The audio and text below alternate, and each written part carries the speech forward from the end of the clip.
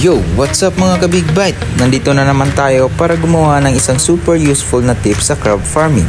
Today, ituturo ko sa inyo kung paano gumawa ng EMAS or Effective Microorganism Activated Solution gamit ang EM1. Tara, simulan na natin! Simple lang to mga ka-Big Bite. Ito ang mga kailangan natin. 50 ml ng EM1, 50 ml ng molasses, 900 ml ng pure water, pwede rin yung pinakuluan tapos pinalamig. Tapos, clean bottle o plastic container na may takip. May counting tip ako para sa inyo mga ka-Big Bite. Make sure na malinis lahat ng gamit para di makontaminate ang solusyon natin. Una, maglagay tayo ng 50 ml ng EM1.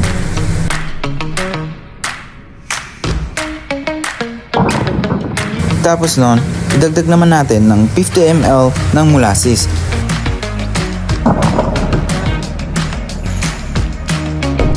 Haluin natin ito ng mabuti para matunaw.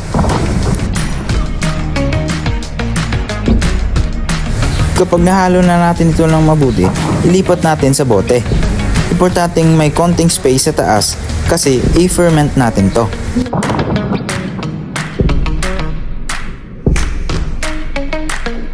After that, kailangan natin mag-label sa ating bote.